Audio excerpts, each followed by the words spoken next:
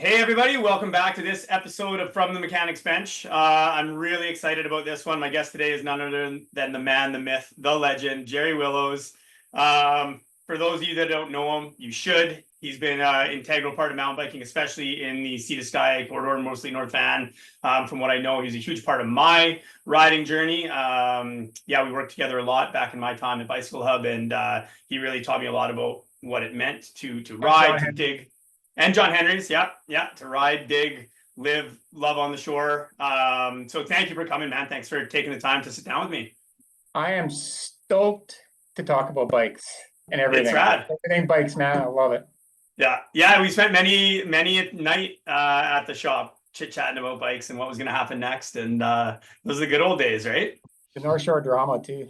Oh, yeah. I mean, there's a lot of that. It's like we could have our own reality show, the real... I don't know what we call it, the real riders of North Van. As the shore turns, we could have. Exactly. That'd be a good one too.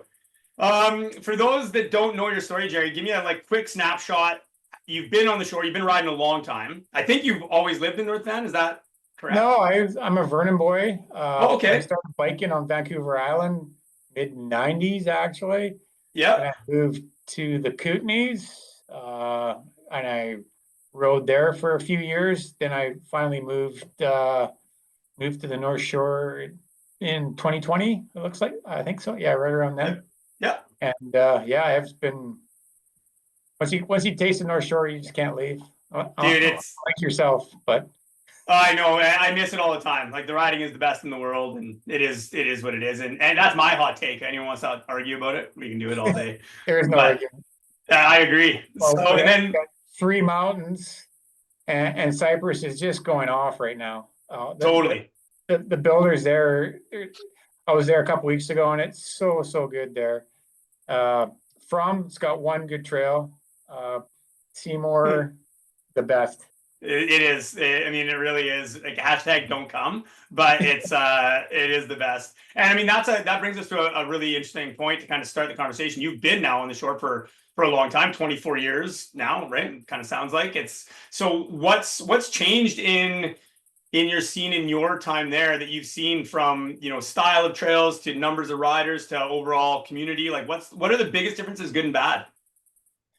Well, the style of trails have definitely changed. It was back in like mid 2000.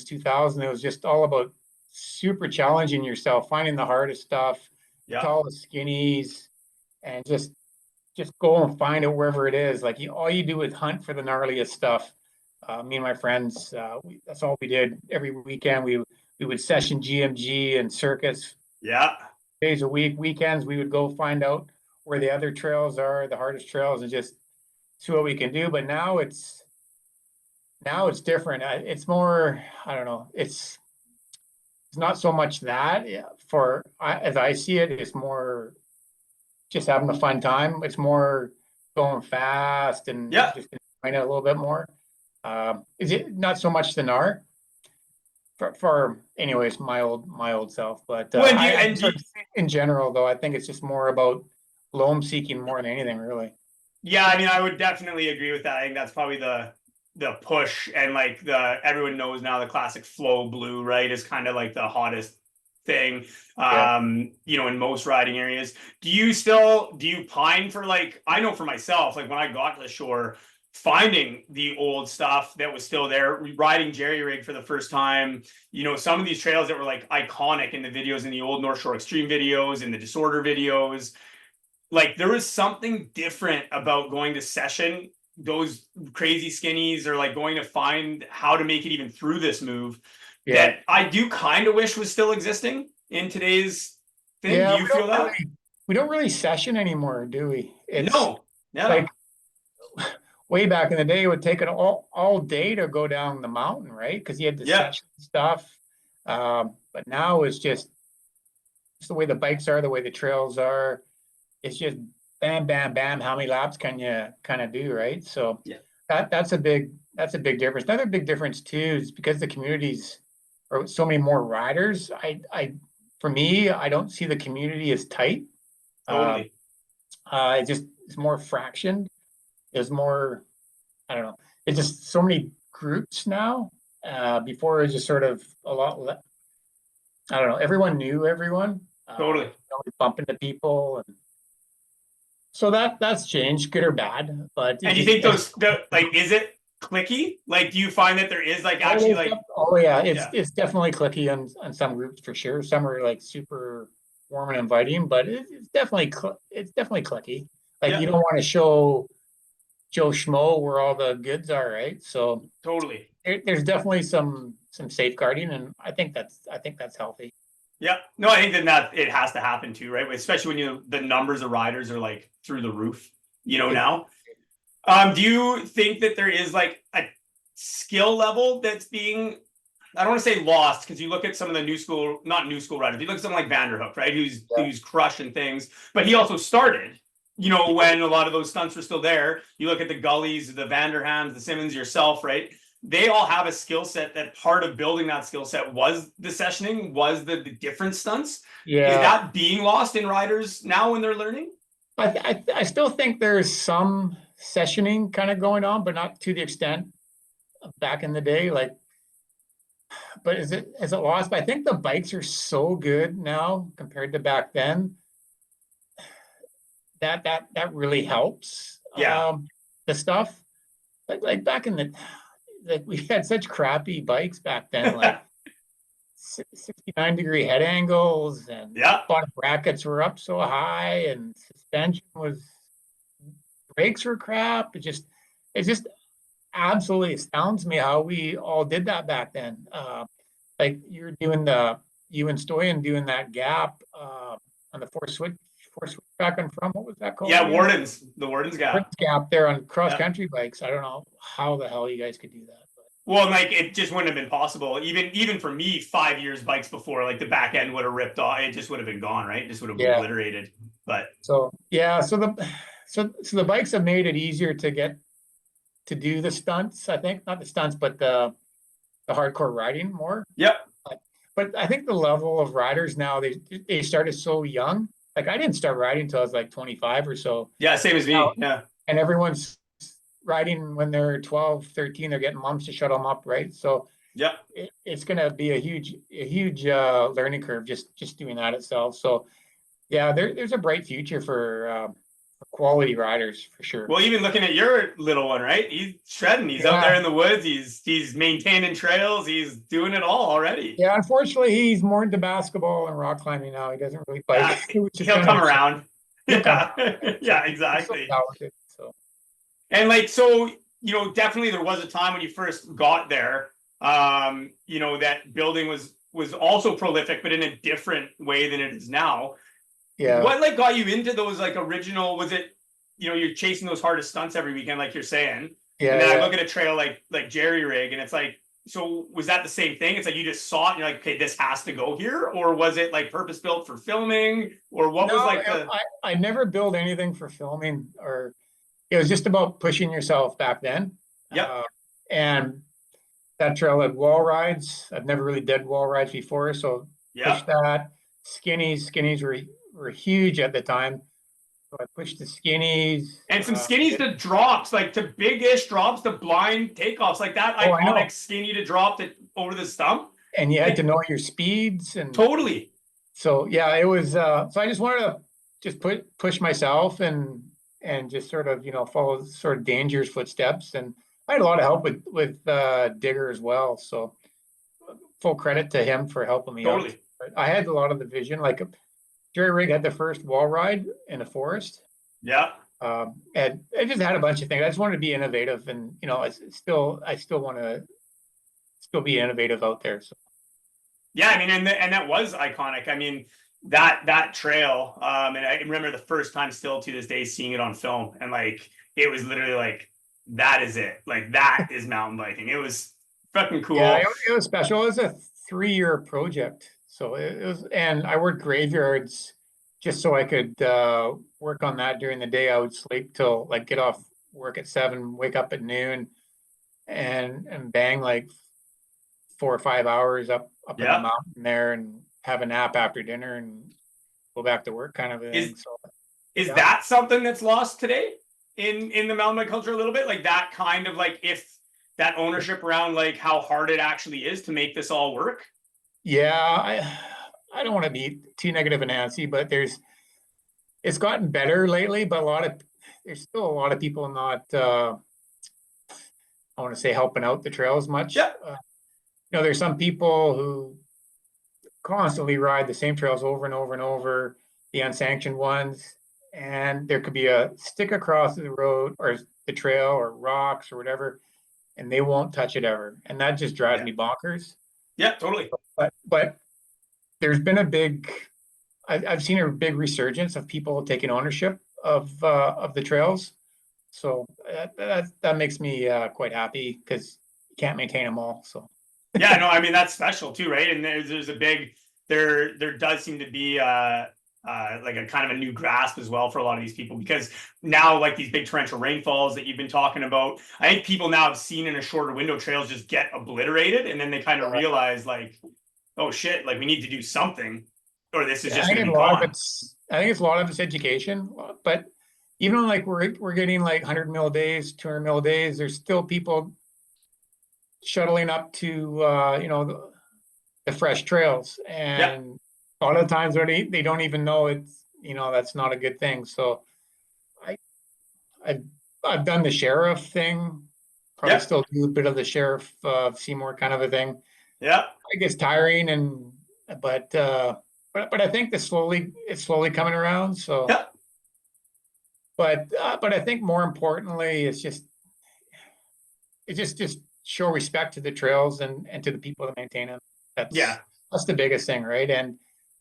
And you don't have to ride every day. If it's pouring out, why not just grab a shovel and do some drains and throw a little bit of gold on the berms or jumps or something. And it's just better off for everyone if everyone, like a small percentage, did that. But well, and especially something like Vancouver, right? It's like such a huge group of riders. Like if a tiny percentage does it, it's actually a lot of people, out there, which is crazy. In your opinion, we were talking about bikes changing and being better, which they are. It's like phenomenal what they do now. What's been the one, if you had to pick one most influential change on the bike, like updated from mid 2000s to now, what's that?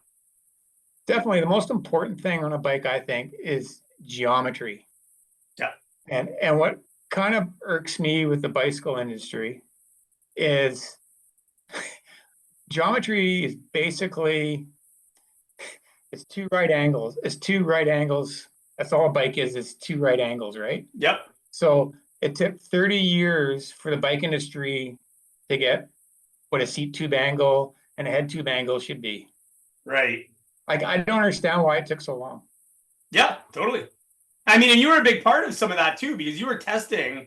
Like when I first really started hanging out with you, you were already testing for Specialized, I think through Jason at that time, right? Is that correct? Yeah. And so like, how was that whole process? Like actively, I've been lucky enough now to do some testing and feedback on my own. How was it back then? Were you getting listened to? Was things pretty good? Was it hard? Yeah. Yeah. I loved giving product feedback. That was like, I just love it because they really took it to heart. Yeah. But I remember pole bikes. Yeah. They came out with this drastic geometry at the time. I think it was like 2014 or something. And I asked Specializer Jason, you ever thought of doing stuff like this? Or have you ever done anything like this? Oh no, we would never do anything like that. Yeah. But now everyone's doing it, right? Like, and that was back in the 420 chainstays, right? Like that's all Specialized had was 420 chainstays. I don't know if you remember on Pink Bike, a guy by the name of Pro Tour, he was always harassing Specialized for having short chainstays. Yeah. Which did make him like rip in a corner, which was awesome. But then the thing is the weight is all screwed up on it, right? Totally. So you actually not turning very well. But anyways, I still think that's probably where bike industry still needs to work out a little bit more is chainstay length. Yeah. I think even more like size specific chainstays. Yeah. I think there even makes the more difference. Like some manufacturers are just using 2 millimeters per size. Yeah. Which I don't think is correct. I think it should be the same ratio throughout, depending on their reach. Yep. And is That's do you think that's plausible? Like I remember reading some articles that then seemed to suggest that like, okay, then if you're in an XL frame, it would have to be like, so ludicrously long. yeah. Well, to a certain extent, I think maybe 455 is probably max out. Yep. 460 maybe somewhere around there, but I don't know. I'm kind of a suspension geometry nerd geek. I just watch a lot of YouTube. I know it was the best moments that I had in the shop, right? It was when we talked about, like, I remember putting, the very first kind of damper upgrades and stuff. Like, you were always the guy doing the stuff that I was like, oh, cool, I read about that on Pink Bike. Like, let's do it. Let's play around with it. And I've been burned a lot of times, so being first adopters, but now I just sort of stick with the major players, and yeah, I think everyone's caught up. Like there might be some minute differences from the specialty manufacturers to the mainstream, but I don't know. I'm pretty happy with like the trucks that specialize, the Fox, the Rock Shocks of the world.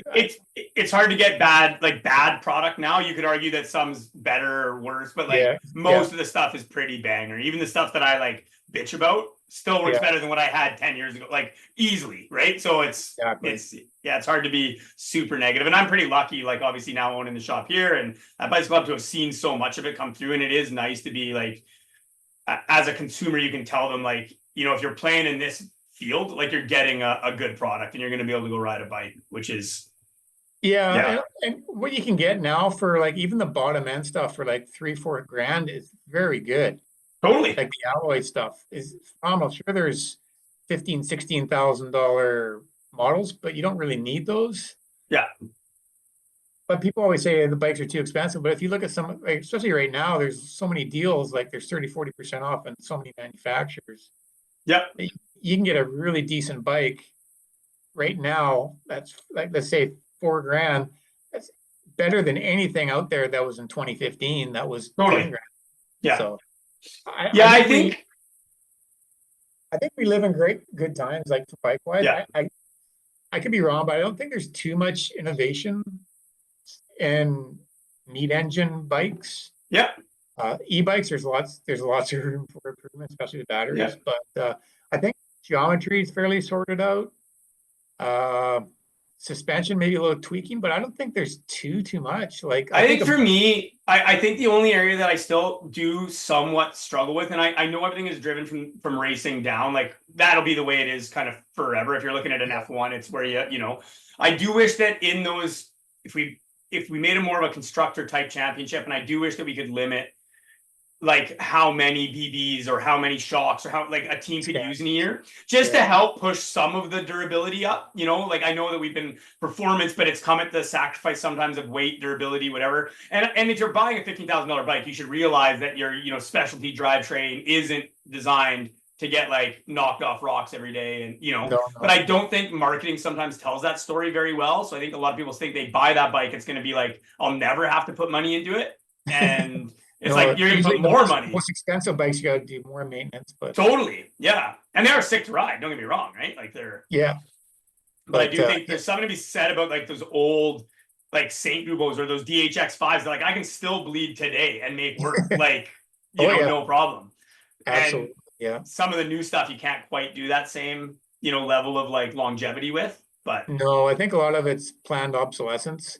Yeah. But I've noticed like bikes, you could have remember 2004 or so, you got a bike in 2002, you'd have to get a new bike for 2003 because they're so much better in 2003. Totally. Yeah. 2004, way better. You got to get now. I think you're good 3 or 4 years between models, especially now. Like everyone's kind of in the same ball game, right? So yeah, I just think now it's suspension design philosophies is basically, and maybe some kinematics or geometry, but I think it's like you're seeing lots of high pivots now. So I think people are trying that. I don't know. I just think you buy a bike 2024, it's going to be fine. 2028, 2029, no problem. Yeah, and I also think that it's going to change. And it's more just like too, you still gotta get those people that are, and the newer, better thing, cool has some things, but it's like getting out and riding it is going to be the best way to get better on that bike. Like just go ride your bike and learn to love it, right? Because it is good. Like they are Yeah. good right now. Do you have a Like, favorite like product on the market right now? Do you have something that you're like, this is the cat's ass? I do. I like my new Vivid Air, Yeah. and my Zeb. Um, those are phenomenal. But I got the new Mavens, but I haven't tried them out. But they are strong in the parking lot, Yeah. like super strong. So Parking lot test I don't have win. baby wimpy fingers, so I'm not going to get fatiguey on flowy trails. Yeah. Yeah, exactly. That's what you want. Exactly. Well, that's That was sweet. a shot at a YouTuber. So Yeah, probably me. no, no, Yeah. no, it was no, it You was. you Oh, can you're you not. can call him out. Well, no, Maven's just been a weird one for me because I got my own kind of opinions on a few I of them, know. but the product has also been good. I just got some weird thoughts about it, but that's a totally different thing, and whatever. What keeps you out now? You're still one of probably the most prolific maintainers of trails out there. You're Yeah. doing a ton of it. What still, knowing how frustrating it can be, Oh, what it's very still frustrating. drives you to get out into the forest, and do it? Well, I am so picky when I'm riding trails. It drives me crazy. If I see a rock out of place or a root that's out of a place or just something that's bugging me, I'll go up the next day and fix it up.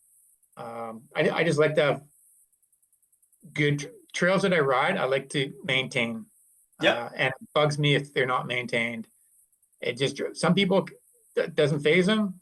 It Yep. drives me absolutely bonkers. It's OCD, so I have to go and fix things. And I maintain a lot of trails, but way too many. But I've luckily some people have been helping out. So Matt, thank you very much. Love it. But yeah, And no, it's good.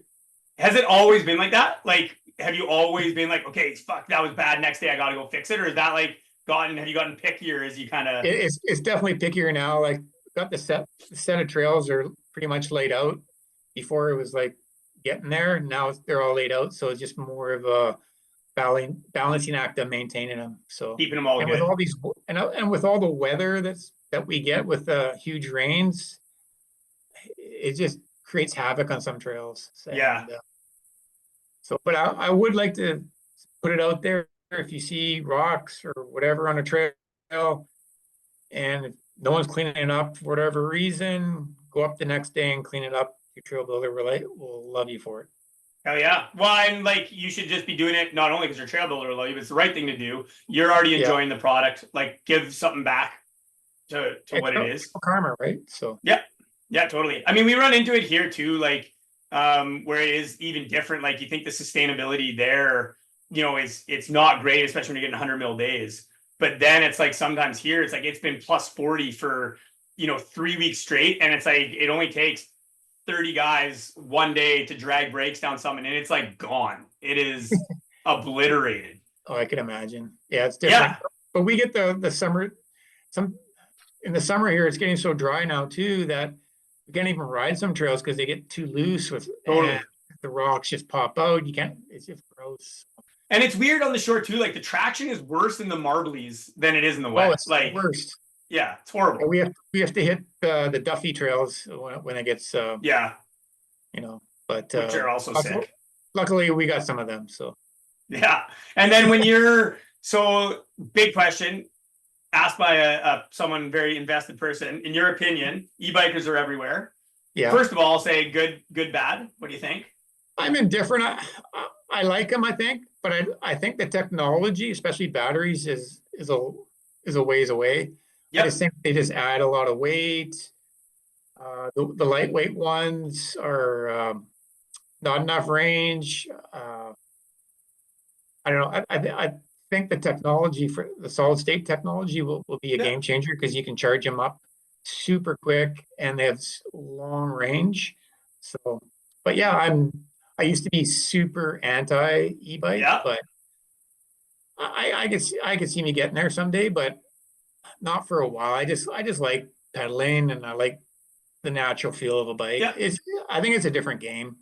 Well, that's the And thing I think that I find is like it's weird because the people that I think love them, that I love seeing ride them the most, it's one tool in a quiver. It's not yeah, the only thing that mountain biking is to them. no, I think, and also too, remember e-bikes, they only have a 2-year warranty with battery and motor. So Yeah. how much is it going to cost after Yeah. 2 years to fix? And the resale values of them are astronomically bad. Yeah. So I don't know. You got lots of money, yeah.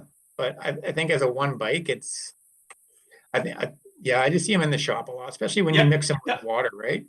Totally. Water environment. So I don't know. In terms of damaging to the trails, do they think they do I anything don't think extra? it's really any damaging for here anyways as much because people are shuttling anyways. Yeah. Eh, it's people riding in the rain, Yeah. uh, and the rain events itself. So Yeah. is Yeah. is the biggest culprit.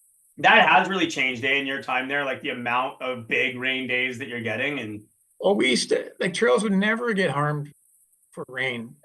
It's just been recently, and it just comes down and like double D, like that went on for that's 12-year-old trail, and just last couple of years, every yeah, it was November, wild. it just gets totally trashed, and oh my, I'm just so done with it. Trevor's supposed to fix it, but he's, he's got a sore back, but we'll see if it. I might have to go in there and get her done, but But it was funny. I remember you like messaging me photos, like, look at this. You know what I mean? Like, I've never yeah. even seen, and it was like a bulldozer went through it. It was Oh, insane. yeah, it's how it got fixed. There's some good people that fixed it. I didn't do too much after that. I just kind of threw in the towel. But Pump Track Paul and Gage, Trevor, they did a lot. But Sick. yeah, it just one person can't do it all, right? So Totally, man. it just need more people out there, and it's good to see a lot of people stepping up. So it Which is awesome. just makes it better for everyone. Yeah, what it is, it's incredible. And then so going back to like some of the routes, it's a lot of people probably because videos aren't really a thing anymore, right? Like every clip's on Instagram and whatever. And Yeah, yeah. but for me, it was like I always when I got into riding, it was watching all the North Shore Extremes, it was watching Diggers movies, it was watching Neural Disorders. You were in a bunch of them. Like that Denny's poster still to this day is fucking cool. I don't care what anyone says. That was Like Brutus. it was on Yeah. Brutus, and I remember seeing it and just being like, yeah, like that. It was iconic. It was sick. Do you have like a memorable trail video part, anything from that time that like kind of defined where you were? I I I still think that day we were filming for that was probably the highlight because we were filming. I think that was North Shore 9 or 8. I can't remember, but yeah, there had a gap down below Brutus. It was nice 35 foot. I don't know. I just remember it's a great day. I just always remember that. It was pretty cool. It But we was used cool. to film with Digger like all the time. So Yeah. because I worked the graveyard, so I had a lot of time. If I wasn't digging, I was riding or filming. So And it yeah, was it a was pretty cool. tight crew of people riding like and filming back then too, right? Like it was It was, yeah. yeah, Digger had his crew, so yeah, it was good. I kind of missed the days of the premieres, the Crank Fives and the Jerry totally. Willows and Yeah. Back in the Saddle and North Shore. It was That's awesome. kind of the thing that I do miss now about some of the loss of that like movie, yeah, release age is like it is super cool to see all the short edits that are out and new thing from Seminux always sick to watch but It's, far away. it's, it's not the same, but my favorite edits now I say his name wrong, Brage or Bray. Brage, yeah, Yeah, I just love him. He's so awesome, so just raw, natural, just totally. pure power. He just goes. I just love. Back in the day, it was just more doing the skill of skinnies and maybe some jumps, or whatever. But now I just like to go fast, and Yeah, I think a lot of people kind of switch to that. yeah. Just want to go fast. So no more skinnies again in your I future. hate Never gonna. skinnies. Yeah. Absolutely hate skinnies. And You Henry heard Baker it. Yeah. was attest to You heard it here first, guys. It's never gonna happen again. well, no, It's like yeah, skinnies now in a trailer. For me, it's like if you're going down a road and all of a sudden there's a stop sign or a yield sign, you got to slow down and go on it. Now I just want to go on the Nürburgring or whatever Autobahn and just frigging rip. rock. Let's Yeah. go. You know. But that is the cool thing about someone like Brage that I think is pretty sweet is that most of his shit is just like full bore, his back ends everywhere, it's bouncing around. And then he Yeah. throws in like a weird skinny to Yeah. drop, No, it's which is awesome. cool. Like, I and love he's it. not even slowing down. He's like No, still on the Autobahn. He's just, doing it, which is no, rad. it's just awesome. That is sweet. And so if you could change like, one thing in terms of the industry as a whole right now, if you had the magic key, you had the card, Yeah. what would you be changing? I would, I think there's got to be more given back. I sound like a broken record here, but Not at I think all. there's got to be more given back to the trail maintainers, the trail associations than Yeah. what's currently happening. So Well, and it's interesting that you say that because here in Kamloops, it's been a really, we've got the KBRA, but we also have the KPCC. And half the time I feel like they fucking hate each other and they can't get anything done. And they're, yeah, working at cross purposes. And it reminds me a lot of the old NSMBA drama, right? yeah, That was always a thing. And it's interesting to see now, like, what some of these trail organizations have grown into and how well they're run, what they're doing, what they've been able to make go, projects that everyone used to say, like, oh, they'll never be on board with that. And we're going to lose all those trails. Like, they're supporting them and there's some things happening there. And I think it starts with giving back, joining the trail organization, donating money, going to trail days, like being a part of it. You can't complain if you're not going to do anything, right? exactly. But for me, I don't care if I get a free bike or whatever. What I would like to just see more, another broken record moment, is more people going out there, help them fix the trails, whether Yep. sanctioned or unsanctioned or whatever. If you see trail damage, just go in there with a shovel and fix it up. And do you think it's better? Weird question here, but is it better? Like, I have no idea what I'm doing. I've never used a shovel before in my life. Is it still better to go and try, or is it better to try to find someone that's like, hey, will you bring me to show me what's going on? Like, what would Yeah, you? you can do that, but even like just moving a rock, like rocks out of the way, Yeah, the shovel or the rake or whatever, that's 95% of the thing for me. yeah, For big routes that I don't like, they go to an SMBA or whatever trail day and just learn the basics, but it's trail maintaining is pretty straightforward. Once the trail is set, it's pretty straightforward. It's mostly just getting stuff out of the way and maybe putting some gold with no rocks in it on yeah. some berms or some takeoffs. Well, But you can usually see where some problem spots are too, right? Like, you can be like, oh shit, there's a exactly. puddle there. Like, Yeah.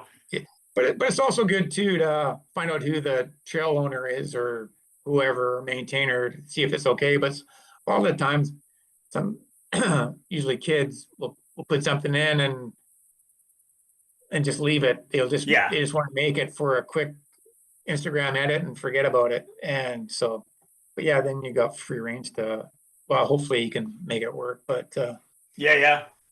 But yeah, I just Did want to see more of that. did you ever have any like film poachers on any famous projects of yours? Well, I think it was North Shore 7 or 8.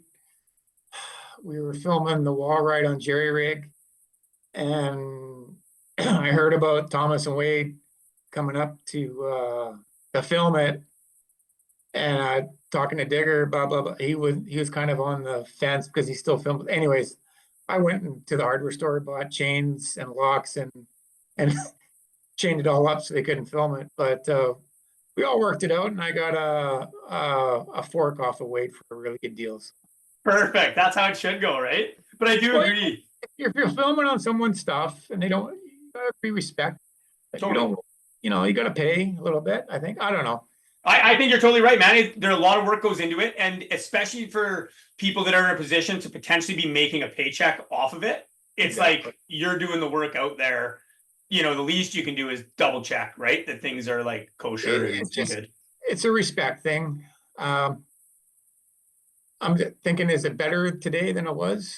I don't know. I know some people are still poaching stuff Yeah. without asking, and some pros are blocked the people who have to own the trail, which is kind of a no. But anyways, I think it's better because we got permission. Scott Secco and Santa Cruz, they got permission to film on a couple of the trails, and they got some money money for it. So that was pretty sweet.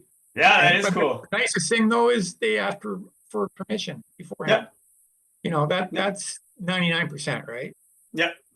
Yeah, no, and I agree, because the other thing that often leads into is like, hey, thanks for that. If you need a hand with anything, or like, and then it often leads right back into what we're talking about, getting out there to do it. And we've got a trail here that we've been trying to keep like super, not even secret, just like no Instagram, no Strava for years now. We're thinking of just opening it up, because it's been such a battle to even bother trying to keep it, you know what I mean, anymore. You're like, fuck, you just give up. But it would be nice if half the people that wanted to rip it and videoed it wanted to come out and, clear 100 trees with me in the spring would be great. But, it is what it is. But I mean, we are down to our last 4 minutes for this first episode. The whole thing's kind of been a hot take, just on, where we're at. But like, give me one more thing that you love about where mountain biking is right now, and one thing that you just can't stand. I'd like to do a shout out to some trails that are my favorite. Yeah, do it. Let's do it. What are the favorite trails? Let's hear this. Okay. These trails are just, I'm not going to talk about the shore because we've talked about the shore, but these trails just blow me away. Mount Cartier, from the log cabin down. Yes. It is absolutely insane. Yes. It's one of my favorites. The bottom 2/3 of Martha Creek. Yep. Absolutely another one insane. In Whistler, I haven't been on it for a while, but I just loved Ride Don't Slide. Hell yeah, it's still gold. And microclimate I'm a big fan of too. Yep, sweet. But probably the best riding in BC, excluding North Shore, is Ritalik. Yeah. I've actually never been up to ride Ritalik, and I know I need to go. Whoever's doing the work up there, I think there's a bunch of guys, Kinraid, and I think there's a whole bunch of others, and Sorge even, I think. Yep. But anyways, those guys have it down. It's so good. It absolutely amazes me how well they built the trails. And like I'm the finickiest trail rider in the world. Like I always pick apart everything. Yeah. It's just perfect. It's just, if you get a chance, you don't have to go and pay the $3,000 to stay up there. It's crown land. You can go up there with your buddies and shuttle it, but you have to do it. You have to do it. I will take that to heart, because I don't know if I've ever been steered wrong. Every time you've given me a piece of trail info, it has always turned out. Yeah, and Secret Stash in Nelson, I think that's what it's called. It's so good as well. So it's just short, when you go up, it's up in the cross country area going up towards the ski hill. It's like a 2-minute. It's so good. Yeah, isn't it incredible how much good stuff there is out there now? I mean, Revelstoke, like you mentioned, is like, it blows me away every time I go. Other than the shore, it is my favorite place to ride. It's freaking incredible. And Boulder Mountain, like Gravy Bacon and Boom. Totally, dude, that's so good. Like, how is and it like links good, and it's techie, but there's still jumps, and it's just like everything's done. Yeah, it's like, sick. I wish we had stuff like that, leather that's legitimate here. Like, I don't know what we just get janky, no flow from 2002. So yeah. Oh well, if only someone would get out there and build something. But I gotta give a shout out to DreamWorks, who did a great job on Neds. I really enjoyed it. Awesome. Really and those guys have been around for a long time too, working hard, which is rad. So and that trail, like I would, if someone had said that trail can get fixed up to fairly decent, I would have said no way. Like there's no way. I think Naz was the only one who believed in it. Naz was the only guy who was just hoping. Yeah, man, he was hoping for it. All right, Jay, well, we're basically done here. I would love to still sit down for an episode 2. There's so many more things I want to talk to you about. But I think this is really great to kind of like get into just, where we're at and what's happening right now. And I cannot thank you enough, man. You did take me under your wing in a lot of ways in North Van, and you showed me the ropes, and you made my riding life and just my life better. So thank you for that. Well, no, I got a big shout out to you for probably being the friendliest guy in the bike industry. I don't know how you manage that with all the disgruntled people. But that's people like you. Well, me, Tippy, and Gully, and a whole bunch of others really, really thank you for your bicycle hub, and that was awesome. Man. Thank you, man. I really appreciate that. That was awesome. We'll do another one soon. We'll catch back up. Really good to see you, and thank everybody for tuning in.